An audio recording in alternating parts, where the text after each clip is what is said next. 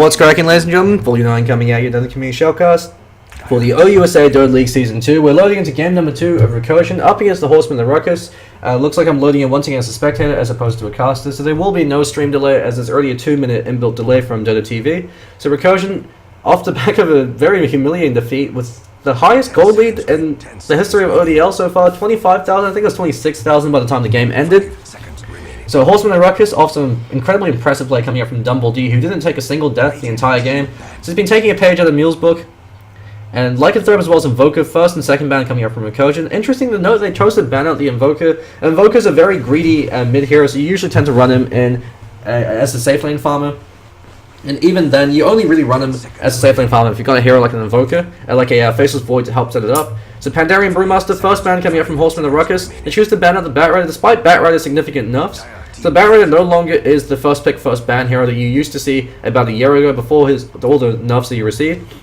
Since it's very easy to shut down the Batrider, when Batrider's playing from behind, he doesn't really provide your team all too much. And so Recursion, first pick available to them. The Tidehunter as well as the Faceless Void are available if they want to play around with them, as well as the Shadow Shaman and the Razor. Those are heroes that are commonly first pick because of their utility as well as their immense capability over in the offlane. So Horsemen and Ruckus, they do decide they mix it up from time to time with King Killer playing the safe lane farmer and Dumble-D playing the mid lane. But that being said, they operate the flexibility depending on the hero. So King Killers prefer some heroes over others, and Dumble-D takes preferences. Both of those two players are incredibly talented in both the mid and the safe lane role. Sand King, first pick coming up from Recursion, very questionable first pick. It's because Sand King's a very greedy support hero that only really plays well when you're even or when you're ahead. You have to invest a significant amount of resources into the Sand King to make him useful. Once again, Faceless Void pick up, probably going to be played by Dumble-D if they decide to play him that one position role it did in game number 1, or usually TFO could decide to flex his Faceless Void and play him as that 3 position. Skywrath Mage being picked up for the obvious synergy you have with the Chronosphere into the Mystic Flag combination, lets you instantly kill whatever target you catch in the Chronosphere. So probably going to be Method Man playing the Skywrath Mage, he's the one that's been picking him up lately, but also there's Gatsa, I believe, could also play the Skywrath Mage. Since he's a fairly simple hero to pick up and master, especially when you've got the Faceless Void, wait till you see a Chrono, then Mystic Flare. Recursion, second pick coming up from them. The disadvantage of the Sand King pickup, especially in light of the Skywrath Mage, is it means that the Sand King has to be playing actively, so you want boots first in the Sand King so you can get that Burrow Strike off. And you want to be able to find kills, because otherwise Sand King, the way you used to be able to play him is similar to a jungling Crystal Maiden. You have him constantly stacking up camps and then clearing him out using the Sandstorm to pick up a very early Arcane Boots or very early Blink Dagger. Timbersaw being picked up as the offlaner for Recursion, despite the fact that there's a Skywrath Mage on the enemy team, you never want to pick a Timbersaw against a Skywrath, because if you're playing 1v3, so offlane and v tri-lane, Skywrath Mage catches you out with the Ancient Seal, Timbersaw is now completely useless, you're dead in the water, you can follow up with the Concussive Shot and Arcane Bolt you down.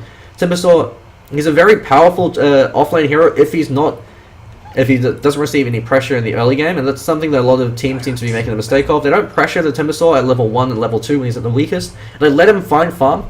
Because once Timbersaw finds farm, he's able to get Arcane Boots and the Chakram up, he becomes a ticking time bomb, we can single-handedly win you the game. So Sing 2 in game number 3 up against Eastnung were able to win the game just based off Pandy's performance over on the offlane Timbersaw. They decided to clash try and leave Timbersaw the solo up against an offlane Death Prophet, resulting in an absolute massacre for Eastnug. So Timbersaw, you want to pressure him as early on as possible, keep killing him, it's very difficult for him to recover.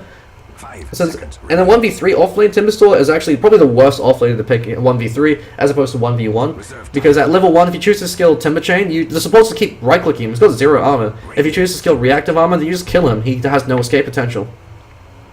Puck as well as Viper being banned up by Horsemen and Ruckus, so perhaps indicative of a very farm-oriented mid lane hero. They could choose to decide to pick up the Outworld Destroyer, since the Viper works very well. They decided pick up a Clockwork, so once again, one position Faceless Void with the offlane Clockwork, so usually TFO's favorite hero, and Centaur Warrior as well as the Weaver ban coming out from Recursion. Weaver ban, if they're assuming a safe lane, they thought Faceless Void would be the offlaner, but the Horsemen and Ruckus, they like to mix it up, so they like to run Faceless Void as the one position farmer. And Centaur Warrior, a respect man to usually TFO, who was able to create so much space for his team by using that Stampede to participate and provide that utility for the early engagements, as well constantly being able to pick off Arab King. So third pick coming up from Recursion will be interesting to see what hero they decide to pick up. Ancient Apparition still is in the pool for Horsemen and Ruckus, so they can decide to pick up AA and Skywrath. It's a very powerful support duo. It's the one that Blink made famous in the ODL1 before Skywrath Mage was even buffed. So the combo now is extremely powerful. You have the concussive shot and the ice vortex to snap people in place, while you right click and down style on them, especially with the Faceless Void, who could get that guaranteed time lock off as its PID. So pseudo random number generator. So the reason why PID is so important is it means that every time you get an attack and you don't get a time lock, it increases the chances of you getting a time lock, and that scales exponentially. And so the first hit, you've got a 10% chance to get a level 1 time lock in. Second hit, I believe it'd be 16%, and it keeps going up exponentially until you're guaranteed to get a time lock. And when you have the snares coming in from other heroes, Faceless Void's always guaranteed to get at least 1 time lock in, and that's a substantial increase in damage, as well as the 1 second stun that comes out from it. So Recursion will be interesting to see what hero they decide to pick up. They burn through almost all the reserve, and they pick up the Templar Assassin very early into the draft. And this is a huge mistake, because the Templar Assassin is hard countered by a lot of mid heroes, but also hard counters others. The mid lane's always a rock, paper, scissors matchup, and so you never want to pick up your mid lane hero very early on for fear of that happening to you, unless you're prepared to invest a significant amount of time and a significant amount of bans in being able to ensure that you can get your mid lane hero without it being banned out. And so it looks like they actually might be remaking on AP, so this is just the drafting stage. Will be interesting to see what Horsemen and Ruckus pick up as their mid lane farmer. We could even be seeing something like a Venomancer mid, just to counteract the Templar Assassin. Since Viper has been banned out, Viper also works very well against the Templar Assassin. The Horsemen and Ruckus dipping into their reserve time. Will be interesting to see what hero they decide to pick up, since they could decide to hold on to their mid and pick up their secondary support hero. Well, Recursion, they've already decided their primary support to the 4 position, the 3 position, and their 2. They haven't picked up their safe lane farmer or the secondary support yet. So King Killer really deliberating on what hero he wants to pick up to go toe-to-toe up against the Templar Assassin. Against Templar Assassin, you want to pick heroes that can immediately burn off all the refraction charges. Since without her absorption refraction charges, Templar Assassin is very squishy and easy to kill. But with them up, again, that's why she wins against a matchup like a Death Prophet. With a Death Prophet Crypt Swarm, which is used to harass them and control the lane, can't be used against the Templar Assassin because she just absorbs the charge and says, okay, I'm not taking any damage from this. You can't bully me down with right clicks because I've got superior base damage, and with the side blades, it should be able to out-deny you. And so Horsemen and Ruckus is actually chewing into a lot of their time, really deliberating on what they want to pick up for this. Clockwork Goblin, the 1v1 matchup against the Timbersaw, it's fairly 50-50 because if Clockwork gets a few good cog blocks off, and Timbersaw can burn off his mana, Timbersaw without mana is completely useless, so Clockwork should be able to out-CS him very easily then. But at the same time, Timbersaw just threw a Whirling Death, and because Clockwork's a strength hero, you always have to keep that in mind. Looks like we're going to be seeing a mid lane Venomancer. Could also be a support Venomancer in conjunction with the Skywrath Mage. We can't always rule that out. But in this particular game, against the Templar Assassin, unless the 2 supports if it's a support Venomancer, they always have to rotate mid. Otherwise, we're going to be seeing a core Venomancer. And Venomancer, one of the most powerful heroes in the game at all stages, just because he's able to do a surprising amount with farm. If you get an early Aghanim Scepter or an early Veil of Discord, Venomancer's Poison Nova can decimate the enemy team and single-handedly win you these engagements. And Venomancer is also a great pickup as a core position because you want to build a mech up on him. You want to build mech and arcane, so all the items that Venomancer builds are going to be benefiting the rest of your teams. Do you want to go arcane into mech, into the Aghanim Scepter, maybe pick up a Blink Dagger or go towards a Veil of Discord. So those are all items that provide immediate benefit to your team. This is Venomancer's Poison Gale, best level 1 ability in the game, hands down. You're snared by 40% for 15 seconds. If you get caught by a Venomancer snare, you're dead. Night Stalker being picked up by Recursion, one of my favorite heroes. Very surprising considering the fact that he's actually completely irrelevant in the current metagame. So they could be running a safe lane Night Stalker to ensure he finds his farm. But Night Stalker is a hero that you don't really see much of just because he's too risky. You have to do very well in the early stages of the game. And then you have to make sure that your other cores are able to find their farm. You have to keep the momentum going always in your favor. If you play from behind or if you play from where you're both even, Night Stalker tapers off very quickly once the 20-minute mark kicks in. So you have to win those first 20 minutes decisively and find space and find farm for the rest of your team. Or be able to translate that into towers. So Ancient Apparition ban coming up from Horsemen and Ruckus, fairing the secondary support hero, the AA. But the AA and the Sand King isn't really the greatest support duo. That's because Sand King at level 1, unless he starts with boots, it's going to be very difficult for him to get a Burrow Strike off. So Ancient Apparition ban in that case would work very well. Since the Ancient Apparition Sand King, if Sand King starts with boots, you can initiate with the Burrow Strike, you then follow up the Cold Feet and the Chilling Touch, you can right click him down. But Recursion, almost out of all that time, they decided to ban out Earthshaker once again. They really don't seem to like playing against an Earthshaker. Gats, the Earthshaker player for Horsemen and Ruckus, he has a weird thing where he likes to max Enchant Totem over Aftershock, even though Aftershock is the reason why Enchant Totem exists as an ability. So questionable decision making, but we're going to see an Ember Spirit. So Venomancer mid, Ember Spirit. Actually, it should be very interesting to see how they decide to lane this. We're going to be seeing, no, we've seen Ember Spirit in the mid lane up against a Templar Assassin, Faceless Void, or actually a Faceless Void mid, Ember Spirit in the safe lane. They don't like to run the Ember Spirit in the mid lane. They love to run it as a one position.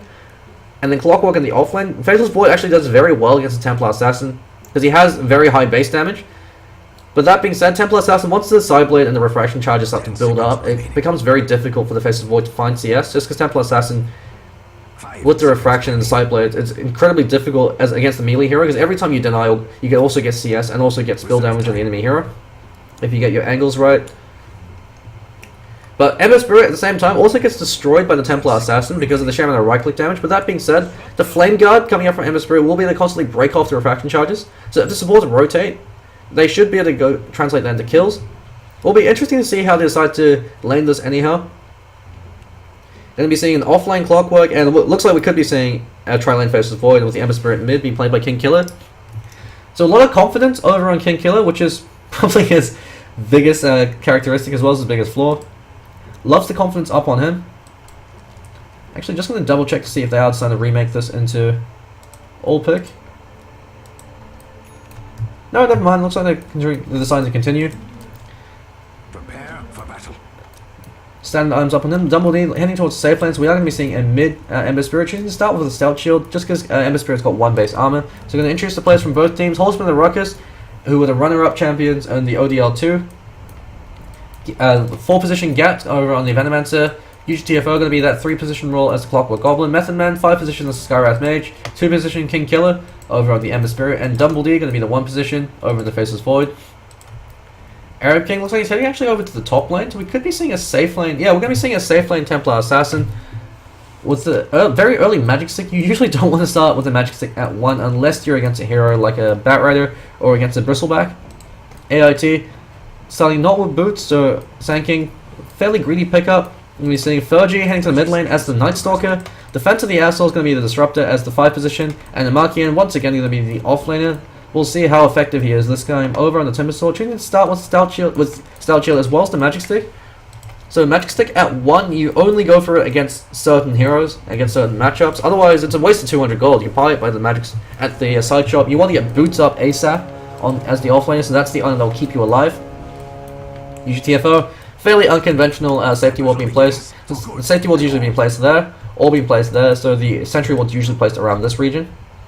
So it makes it very difficult for them to be able to get the D wall with 1 sentry. Might force them to use 2. Also, having a few lag issues on my end. Actually, I'm just going to close down Twitch stream on my end, so that seems to help out with lag. King Kill in the mid lane, going to be up against Fergie, and against the Night Stalker. Ember Spirit should have a very easy time.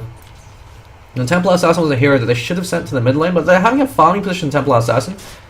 And Fergie, the reason why Ember Spirit does so well is because the current build favors maxing out the Flame Guard, because Flame Guard is a fair amount of damage. Whoa, it's like a custom shot lands on Fergie. King Killer, unfortunately, he only skilled Flame Guard. What's a Gale? Fergie should be taken for. There's no way he should be able to escape from this. The dot damage as well as one more right click from the Venomancer, and Horseman and Ruckus. King Killer gets first blood over in the Ember Spirit. He's going to hit level 2 as well. So he's already got Bottle Up with 2 more CS, or he could choose to go for Boots. And once he starts getting a few points in the Searing Chain, it's going to make the Night Stalker's life very difficult. Because the majority of Night Stalker's damage comes out from the crippling Void. The Void ability, so especially until nighttime, since he's relying on the Hunter and the Knight to be able to deal physical right clicks. So King Killer prioritizing last hits over the Knights, and Dumbledore up against Namakian, who even though he has got a double damage, still got significantly more CS up on him. Namakian, he picked it up now, but he's got to be very careful. He's taking a lot of damage. So Dumbledore, recognizing that Timbersaw is a hero that at level 1, because he chose to skill Reactive Armor, he can't do anything to him. When you realize you're against one hero, you usually want to pick up a point in the Welling Death, so you want to always hold on to your skill point. And Horsemen and Ruckus looks like they're actually rotating top, but the Observer Ward spots them out, so there's no smoke rotation coming out from them. And to Recursion, they should know this, but Defense of the Assholes, he's got to be very careful. UGTFO playing very far forward as always in the Clockwork Goblin. He knows, he's played the hero enough that he knows what he could get away with. And the Timbersaw, because he chose not to go for Welling Death at 1, he's finding it very difficult to find the CS. So So 4 for 2 up against 10 for 3. And Ember Spirit in the mid lane. 2 points up in the Searing Chains now, so Fergie has to be very careful. He's already got boots up on him. So choosing not to start with, go for the Boulder Rush, actually choosing to start with early boots to help give himself a bit more survivability. But the Ember Spirit, he's not really too fussed with this. He's already got Bottle and Boots up, so the Boots advantage that you get is completely nullified. Looks like we're going to tri-lane forming in the top lane. The tri-lane Clockwork Goblin just to place a lot of pressure on Arab King, since he's the saving grace for his team if he's able to find his farm. But the Battery Assault from the Clockwork, the Gale and the Sting, all great ways to be able to break instances of the Refraction. And Fergie in the mid lane, feeding that first blood as well, being significantly far behind in CS. He's the one that has to make space for the rest of the team. He's caught up with the Searing Chains and they're taking a lot of damage. This is the reason why Ember Spirit is so powerful against melee heroes. Every time you go for a creep like that, that happens. And while I say that, Gats is able to clean up Sanking in the top lane. Defense of the assholes has to be very careful, but Gats, unfortunately, Poison Gale is on cooldown, so he's forced back on. Fergie's going to be taking a fall. Kingkiller should be able to clean him up, never mind. Unfortunately, the Flame Guard is off cooldown. Is on cooldown, so he's not able to use that to go for a kill. But Fergie as well, he's still choosing to commit for this. If Kingkiller can find him out with the Searing Chains, will be Fergie's death. Fergie, Fling going high, and he might be actually forced completely out of the lane since he can't go for CS now. He's forced to use the Void to be able to find CS. And first Knight's going to happen in 30 seconds, and he's level 2.5. We've actually got supports rotating in. No smoke rotations coming in from the boys from Horsemen and Ruckus. Looks like, unfortunately, no, the smoke only caught on one. Method Man receiving into the smoke is going to break off. Gats looks like he broke his smoke somehow, so he must have either not been in range or right clicked. And Dumbledy, choosing the max at the time lock, he's not having a fantastic start. Probably going to be rushing towards the Hand of Midas as soon as possible. Supports decide to rotate back over to the bot lane, so I want to place pressure on the Timbersaw, who's using the max out the Timber Chain, so fairly standard build coming up from him. And Kingkiller, he likes to do this. He goes for 2 points in Searing Chains to get the 2-second immobilize, and then you go for a point and Slay the Fist to set up the Searing Chains. And Fergie, keeping in like that, he eats the Searing Chains, turns around with the Void, but because of the Flame Guard, Kingkiller is able to absorb it, not really give it damn. Fergie's level 3 up against level 5 Kingkiller, so Ember Spirit, he's having a fantastic time over in the mid lane. He's almost got enough to finish his phase boot, so that gives him a lot more kill power. So the reason why you have the Slay the Fist is you can set up Searing Chains when you're slating. And to that point, Slay the Fist is just to give you a ranged way to be able to set up, a more reliable way to set up the Searing Chains without having to commit a Remnant. And AIT, double stack up on the hard camp, doing what he can to try to clear it out to find his farm that way. TP scroll up on him so he could react defensively, and Timbersaw, Namekian, playing very safe this time. Got Tangos flying out to him, just give him a bit more sustainability. Tries to upgrade his magic wand. I've seen this questionable trends of players upgrading their magic wand as soon as possible. It's 303 gold that you waste. You want to pick up your other items before you choose to upgrade one, unless you're against certain heroes such as the Bristleback or the Batrider that are constantly spamming abilities. Or you're playing a hero like a Templar Assassin, where having 5 more charges can mean the difference between you being a turnaround to a kill. UGTFO uses the Cog 7, keep himself alive, Kingkiller. Off to a fantastic start, 27 for 6. Not as many denies as you'd like, but the fact that he's able to keep up in CS and able to kill Fergie a few times, or at least harass him out of lane, working out very well in his favour. Phase Boot's now up on him. He can be playing very aggressively. He's actually got Remnants up. He can go for a kill tip over on Fergie. And Fergie, first Knight's being wasted. This is the reason why Night Stalker, you don't really see too much of him now. Method Man spots up Fergie, runs in, but nighttime for Fergie, so he's actually very happy. So Arab actually rotates into his death. He's caught up the Searing Chain. Fergie's going to be taking it forward, flee for his life. The Hunter of Night, keeping himself alive for as long as possible. Kingkiller should be able to hunt him down. Unfortunately, never mind. Doesn't have enough mana to be able to commit for this. And he actually could be taking a fall. Kingkiller fleeing for his life, salving up. And wasting Arab King's time. Arab King was meant to be the saving grace for his team if the mid lane and the off lane fail. He's actually a Kingkiller. Gets caught up by the Wailing Death coming out from Namekian. But Namekian just wasted a lot of that time. So 3 heroes, all 3 calls from Recursion, having the time wasted by Kingkiller. And while it's happening, Dumbledy's continuing to rise up a storm. UGTFO finding his recovery farm. Kingkiller placing a very aggressive remnant forward. Sees the illusion runes, Method Man's to cover his ass in case of things go down. And Phase Boot's now up on UGTFO. He loves the aggressive power you get from the Phase Boots, and so it helps you set up cogs, helps you chase people down when your battery assault's off cooldown. It means that you can just rely on battery assault and not have to commit cogs as well, since mana efficiency is very important on the Clockwork Goblin. Method Man wastes a good chunk of his mana just to be able to secure CS. So contesting CS from Kingkiller actually makes him miss that one. I'm sure Kingkiller's probably telling him to get the hell out of his lane. Arab King, claritying up, running up against UGTFO, but UGTFO is not afraid of the Templar Assassin. Actually, once he hits level 6, he can go for solo kill attempts over in the Templar Assassin. He does have the meld to keep himself alive. But Arab King, the Clockwork Goblin doesn't give a damn about your refraction charges. You can burn through them with battery assault. You've got the meld to keep yourself alive, but if he decides to ferry himself a sentry or dust, he can immediately turn into a solo kill opportunity. We've got two heroes as the Disruptors, level 3 now rotating over to the mid lane to defend to the assholes, trying to keep Fergie alive. So the Night Stalker, who's meant to be your high impact momentum based hero, it's meant to dominate the early mid game, playing very far from behind, needs to slay the fist. Only level 1 Searing Chains. It's going to fly off from King Killer if he decides to commit to that. Thunderstrike actually cancels one of his bottle charges, so good recognition coming out from Defense of the Assholes. Fergie, caught him in Searing Chain, actually could be a kill there, forced to rotate the supports once again. And with the glimpse, King Killer actually has to be very careful. He's caught up with the Void, no Crippling Fair. Crippling Fair now being used. King Killer still fighting for his life. AIT wasn't able to deal enough damage since the Flame Guard provides him enough survivability. And Skywrath Mage cleans up a kill over on the Machian in the bottom lane. So Machian once again feeding in the off lane. Hashtag just the Machian things. Gats, choosing to max out the Gale, you always want to, especially if you're playing the support Venomancer, you want to max out the wards, or at least go for a second point in the Sting and then max out your wards. Since the Gale, it does do a lot of damage, but you get more damage from the Sting and you get more utility from the wards. So the Gale is the ability that you want to skill up last. Unless if you're playing Venomancer in a highly aggressive, in the dual lane v tri-lane, in which case you want to max Gale and Sting, so that way if you do die, you deal enough dot damage so you can turn it into a retaliatory kill. Skywrath Mage looks like he's building towards the Owner Shadows. No boots up on him. You always want to get boots before you get your goddamn Sage's Mask. I tell him this every single time. He seems to love getting a Sage's Mask when he's playing that 4 or 5 position. That gets him killed 9 times out of 10.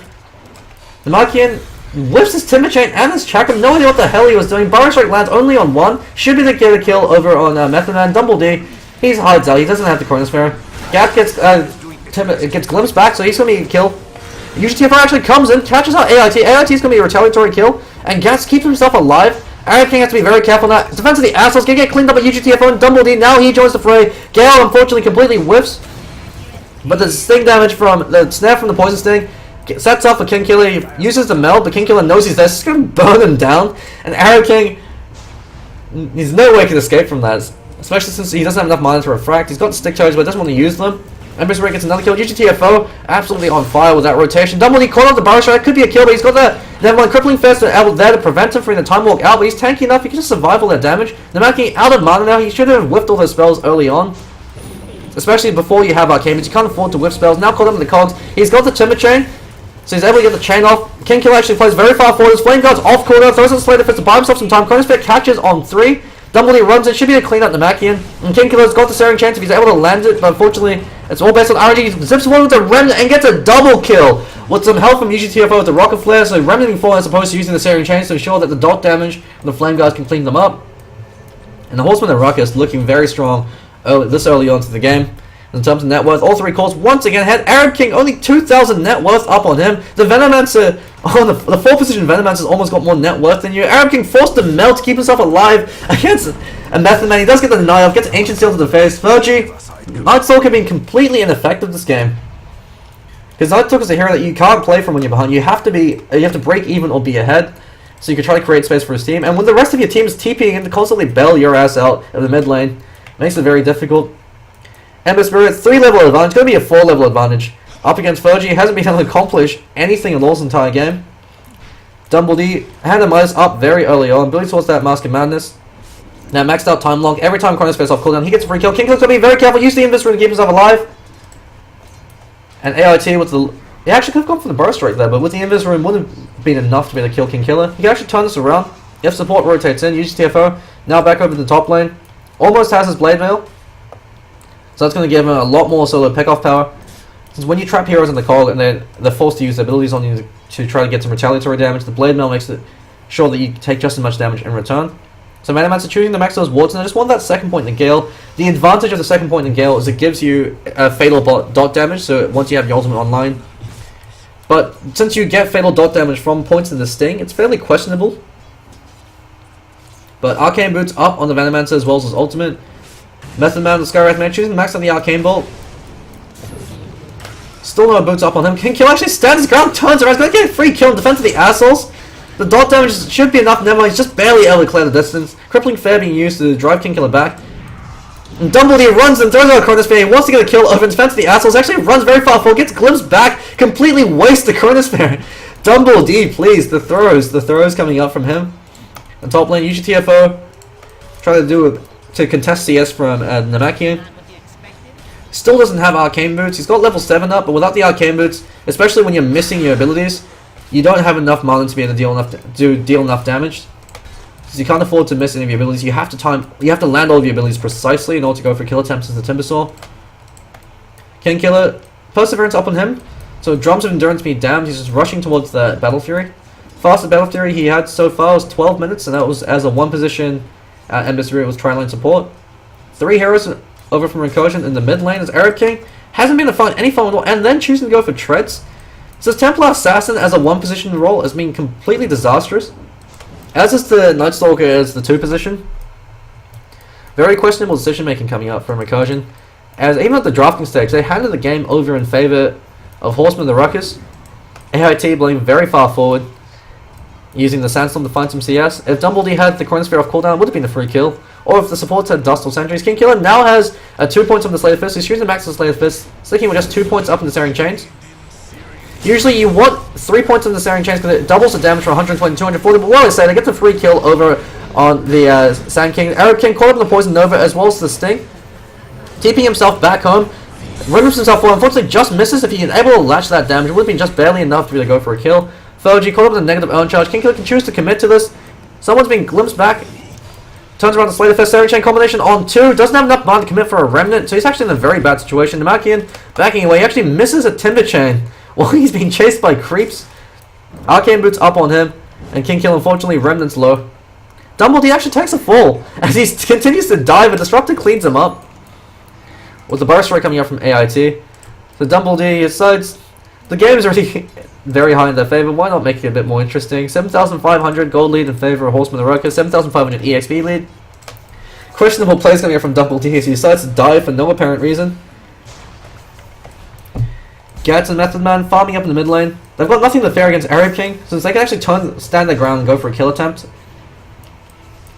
Up against Arab King. Actually turn around on Gats, eats the Gale to the face. Gats playing very far forward. He's usually the one out of position for his team. Gets glimpsed back. It's a point blank glimpse. Doesn't actually accomplish anything. Concussive shot lands on 3. Slayer Fist, Searing Chain combination on 2. AIT channeling his epicenter immediately cancelled by the Chronosphere. UGTFO blinks in. Mystic Flare as well, just to make sure the Sand King can't get the epicenter off. Even though it was cancelled, kills them off. Probably overkill. They probably should have split one of the abilities, as they could have gone 3 as opposed to 2 kills. Dumbledy with the earn charge, keeping him hale and hearty. UGTFO throws out the Rocket Flare, unfortunately. Arab King TP back onto safety.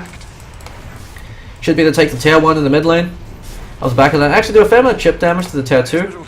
Since Gats is still alive, he's actually choosing to max out Poison Sting. There's a very interesting skill build coming out from the Venomancer. You either max out Sting or you max out the Wards. Wards is 9 times out of 10 superior. There are very few cases where you don't want to max out Wards. You get 2 points up in the Poison Sting to ensure that you're getting the equivalent of level 1 Poison Sting. Arab King runs very far forward, gets caught in the Searing Chains. King Killer's playing very far forward now in return, so he turns around to Meld, actually gets a kill over King Killer, feeds a huge amount of gold in their favor. The throws coming out from Horsemen the Ruckus, Dumbledy, Mask of Madness. Fergie gets cleaned up by UGTFO with the battery assault in the background. Gats gets a double kill. As it turns out, he actually cleaned those kills up. They should be able to take the tier 2. King Killer, huge throw coming out from him, as he feeds about 800 gold in favor of Templar Assassin. Still in terms of net worth, Templar Assassin just barely keeping ahead of Gats. Chakram this time latches, so Namekian able to land one of his abilities. Defense of the Assholes gets a 3-man kinetic field. Unfortunately didn't kinetic field as he static storm, so that's a waste of a static storm. Dumbledy in time looks forward, gets a first hit bash over Defense of the Assholes. Gale completely whips coming out from Gats and he gets blown up. Mystic Flare on AIT, so Sand King should be blown up in the background. Arab King duking out with Dumbledy, very messy fight coming out from both teams. UGTFO goes in for a kill to commit over Namekian. Actually, Namekian's able to clean him up with Timber Chain. So Horsemen and Ruckus throwing like crazy, trying to make the game a bit more interesting. But they have to be careful, you don't want to throw too much, since this is how you lose games and drag it out to a game number 3. King Killer committing forward with the Remnant, should be the catch out Arab King. Arab King melts. No sentries up with the supports. Method Man's really dropping the ball here. He should always have sentries or dust. Especially since it's the Sandstorm as well as the Meld. Dumbledy, Chronospheres, changes his mind, kills AIT, then runs away. King Killer gets glimpsed back, so he could be a retaliatory kill, so Void cleans him up. Slayer Fist Searing Chain combination on 2. Disruptor pickup has been fairly effective against the Void just because Dumbledy's been throwing like crazy. And Ember Spirit, he's about 600 gold. He's about 700 gold off his Battle Fury. So once he gets that, it becomes very difficult to push against Horsemen the Ruckus, since you can constantly throw out the Slater Fist to clear out the creep wave. And 17 minutes in the game, Night Stalker just finishes his treads. So the high impact hero is meant to win the game at 20 minutes. 17 minutes and hasn't accomplished anything. And with the treads pickup as well, he's not really doing anything for his teammates right now. At least he can contribute the crippling fear, so he can use that to try and lock down the Ember Spirit. But that only really works when they decide to throw their lives away and run very far forward. Assuming they're playing very effectively, Arab King forces TP back after the support duo. The Mad King throws the Chakram, whiffs once again to burn skin chunk for his mana. Gas uses a one-man Poison Nova as well as the Mystic Flare to clean up AIT. So this time they came prepared to do their homework and bought Sentry Wards. And they should be able to take the Tier 2 tower, at least do a fair amount of chip damage before the Sand King respawns. Sand King, no Arcane Boots, no Blink in sight.